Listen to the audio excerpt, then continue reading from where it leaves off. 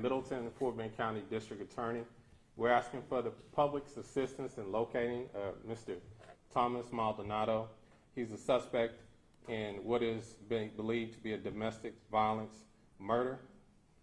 This office has consistently indicated that we would seek enhanced punishment for any crimes that are committed during the disaster declaration, and this is one of the incidents that we wanted to avoid.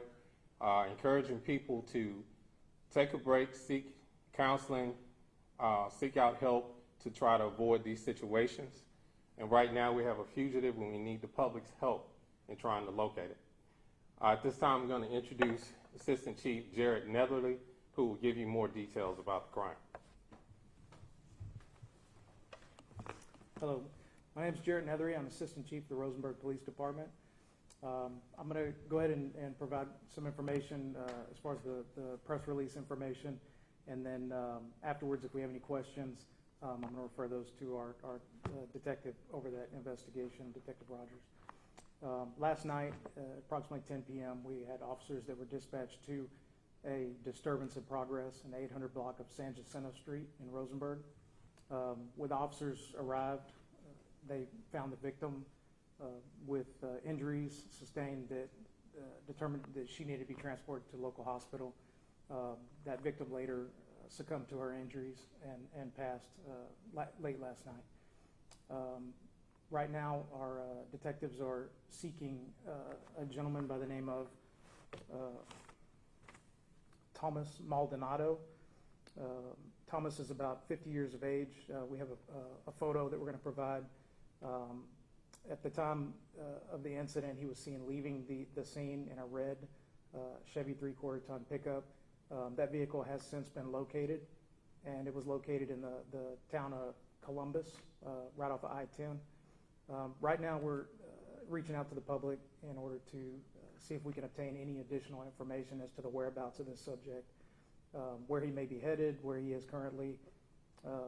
We're encouraging anyone that has information to please contact either Crime Stoppers or our agency and assist us in locating him. This incident is not something we experience often in the city of Rosenberg. It's very significant to us. We're going to work diligently until this individual is located, and we're going to bring him back to Fort Bend County and see that justice is done. I'm going to go ahead and I guess turn it over for questions, and then also Mr. Bridges, prosecutor, is going to also speak.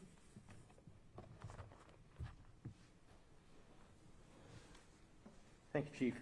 My name is Chad Bridges. I'm the Chief of the Family Violence Division here at the Fort Bend County District Attorney's Office. And as Chief Nethery was mentioning, there was an incident late last night. Early this morning, a Fort Bend County District Judge issued an arrest warrant for the offense of murder for Thomas Maldonado, date of birth March 7th, 1970. He is a Hispanic male. There are some pictures that will be provided to y'all. We are asking for the public's help trying to find this person. As Chief mentioned, he was in a red pickup truck. That pickup truck was located off of I-10 near Columbus. It is our belief that he may have family moving in that direction westward towards the central part of Texas. If you know who he might be reaching out to for help, please let the Rosenberg Police Department know. If you know where he may be or where he may be headed, please reach out to the Rosenberg Police Department. This is a very serious offense. We take this very seriously, and we are asking for your help. We believe that he is dangerous at this time, and we need him to be apprehended before anything else happens. If you have information, you can call the Rosenberg Police Department, or you can call Crime Stoppers at 281-342-8471. That's 281-342-TIPS. Thank you. Chief. Sure. If anybody has any questions. Yeah, just a couple of questions. As far as the injuries that were sustained, do we have any specifics? Was she beat up? Was she shot? Was she cut? Anything that you all can give us as far as details are concerned? We can divulge a weapon was used, but due to the ongoing investigation, we won't say what the actual weapon is at this time. But the injuries were obviously bad enough to transport at that point, and yes. This was critical? Yes, sir. before this incident last night? Had y'all responded there before for calls of Mm. service? Not to that house for domestic violence. You said you have maybe reason to believe he's got family out in San Antonio, other parts of Texas. Yes, sir. Heading west into central Texas. Gotcha. I think you touched on it a little bit ago for folks who may know him, or if he's got families going in that direction. What's the message to them? I know we've seen some incidents in the past where maybe they harbor a fugitive or potentially protect them. What's your message for folks if he does have family and he's heading that way? That is not a good idea right now. The best thing to resolve the situation is for him to come back to Fort Bend County and face the allegation and let us move on with this case. That is the safest thing to do for all that are involved, and we encourage those who know him, those he's reached out to, those who he might be reaching out to.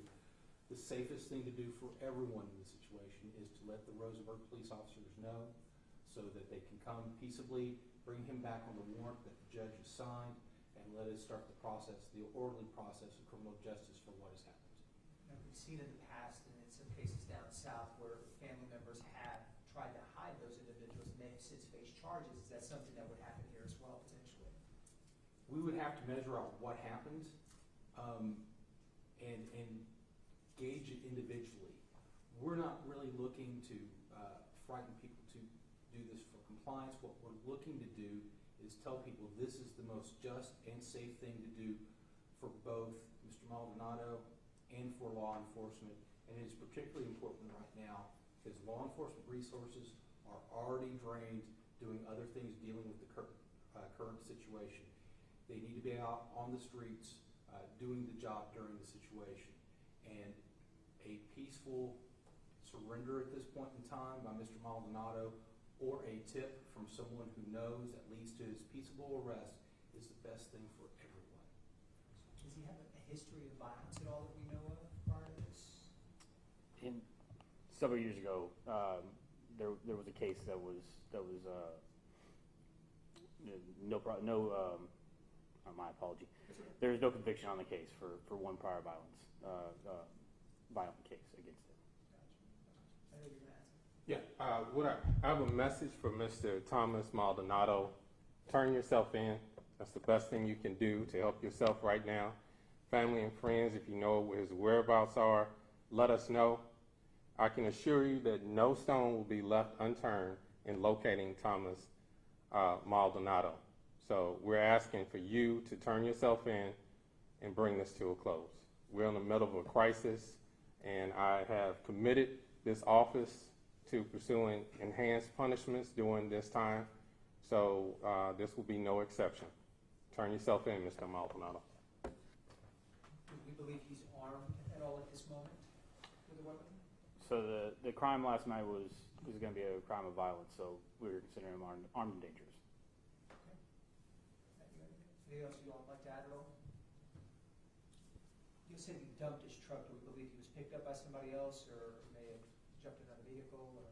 At this time, it's just going to be the truck was recovered. So anything's possible. Yeah. Gotcha. Gas station, business, home? We're looking everywhere. Gotcha. Okay. Good. Cool. Thank you, guys. Thank you. Thank you. Typically, we have Spanish people available. I don't know if you want to do an interview in Spanish or not, but for the Spanish. If he wants to, yeah, and if he wants to just give, because I think we're the full fee, if he wants to just give a really quick synopsis. Okay, all right. That's what we historically have been doing. Got it. Thank you.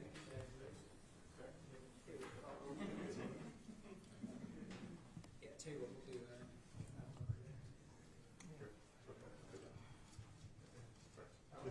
Yeah, it'll be more or less like a quick synopsis of everything. You good over here?